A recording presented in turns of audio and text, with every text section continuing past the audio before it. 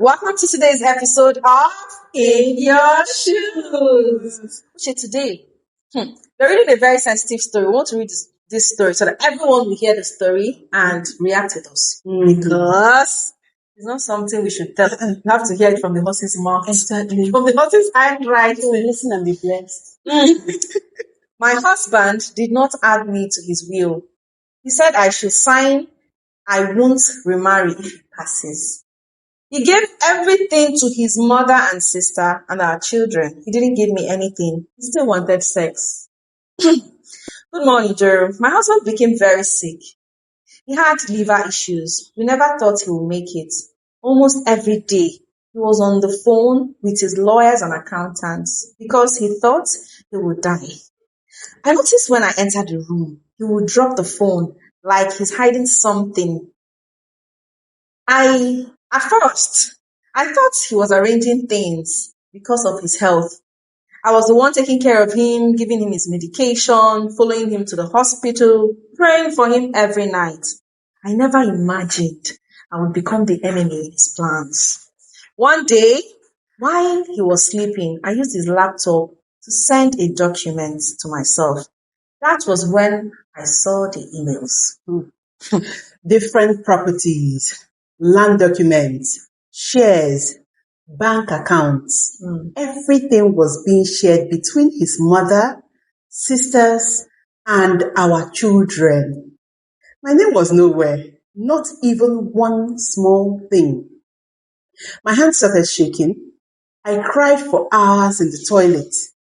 When I confronted him, I was still crying.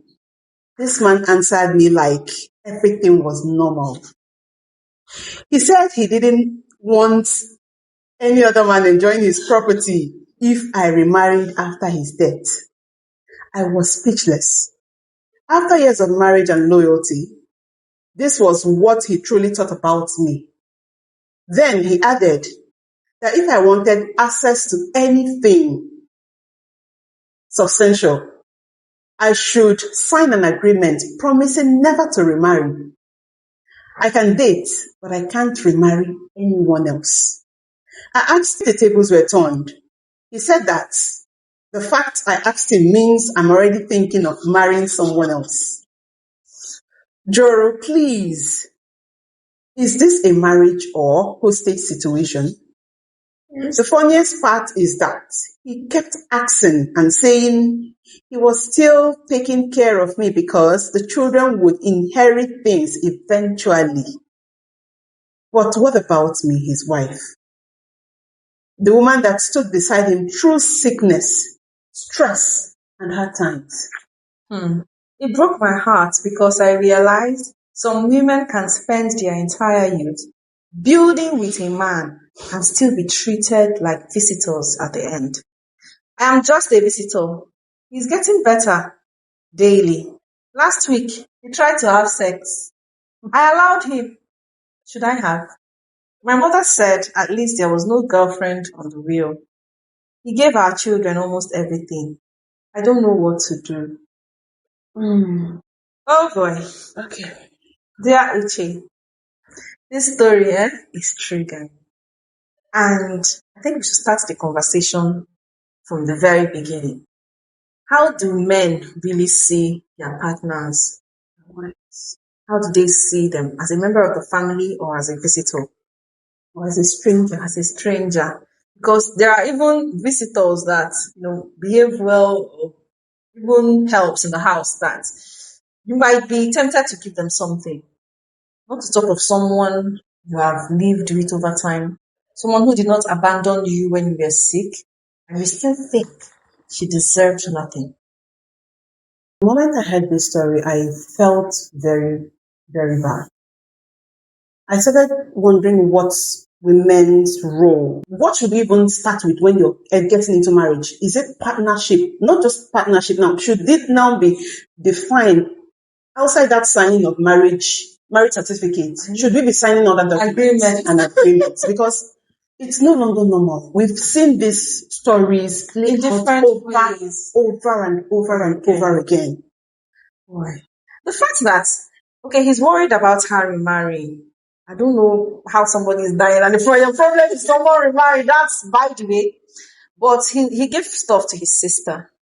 Would she marry? Would she also take it to her husband? We don't mind. You see, that is where we have to think about the intention behind the action. Exactly. Because it means that you don't have a problem with somebody taking your property to another family. You have a problem with this woman, this particular woman. So it's intentional. It's intentional. Very intentional. intentional. That means you're still seeing her as a stranger. You're still seeing her as unworthy. Yeah, she's not a member of the family. Unworthy.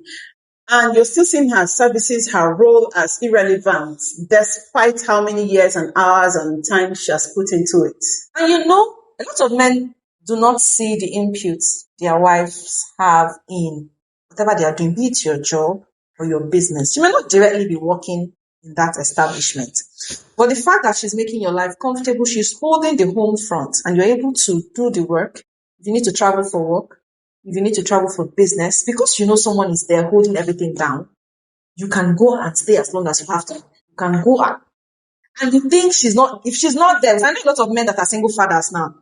Some of them cannot even wake up and get the children ready in time. So them, they don't hustle as much as they used to when their wives were there. And so it's taking out something from their income. So when you have a wife that has put in years, God, I'm emotional. It's heartbreaking. And it will also take us back to go back home and ask our partners. Yes, see this story, please play this podcast to your partner, especially if you're a woman.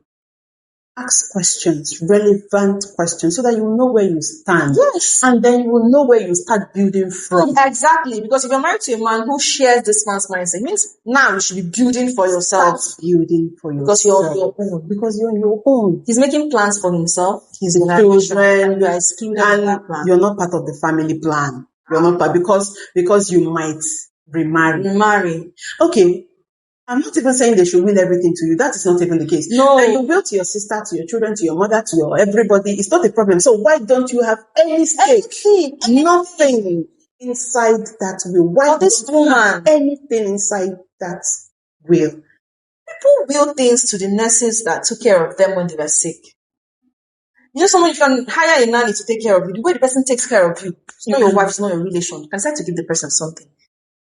Even an apprentice that comes to study for years will be settled eventually. That's how bad it is. That is woman that has dedicated her life, her everything to you, put her life on the line for you, for the rest children. of it. And then we now got to the part where she said, he still asked me for sex, and I said yes. And I'm like, how did you get to this point? We have to know. Like, how did you get to this? We are still supposed to be doing family meetings to address these issues, and we are there. Then we come to the part where the mother says, you don't have to worry yourself. There is no girlfriend that he will get it into. It's just you. What is just you inside? There is no you inside it. There's no you. And keep making assumptions. Because he willed things to the children. If the money in his account, he didn't give you any. The shares, properties, nothing. So who knows who he has put in charge of those buildings before the children come of age? Exactly. Who is supposed to even do the managing and taking care of the properties that you're putting for the children? Her name is not there. Exactly. Partnership is supposed to be a situation whereby if you're not around, my wife should be able to take this decision. That's even how it should be. That's what it's supposed to be. So if your wife is being excluded, or you find out that you are being excluded, it means there is no partnership in the first place. There is none. It brings the whole union. You're just filling up space. It brings the whole union into question. Has there been things in the past that has made him come to this point? Has this marriage been stable or normal? If there have been things in the past that has made him come to this point, then it should be talked about. Yes. That this point will not even get to. So it's either you people are in this or out. Exactly. Exactly. You are either in this together or you're not. That is just it. How can he? And now he's not. There is an issue that caused it, and you decided my wife is not trustworthy. Blah, blah, blah, blah, blah, blah. Why is she still taking care of it? Why do you trust her with your life? Why is she still the one? Why do you trust her with your life? Why is she still cooking for you? If you don't trust her with your property, but trust her with your life to take care of you. So it's meanness, it's evil. It shows the kind of mindset this man has. And if you as a man, if you have this kind of mindset that your wife is a visitor in your house, that you have not died, but you're still worried about what will happen when she dies. When you die. And there's recently one young, I think he put a clause like this. Yeah, we've seen something like that before. You see someone marrying someone they are much more older than, you know that this lady, they have at least 40 years more to live on this earth, and you want to tie her down and with conditions that, but let the tables turn. If it were a man, what would happen? It won't. Would you marry or would you not marry? Even if it's the woman that owns the money. Even if it's a woman that owns the money and then says, my husband doesn't get anything from me. Unless he doesn't. We'll never take that money. You might say, no, take your money and leave my freedom for me. Because we know that a lot of men get married a year, for those that are decent. A year after. Exactly. Not even 3 months. Because even from, I've heard stories of someone, even from the day that they're burying the wife. Yeah, the pregnant.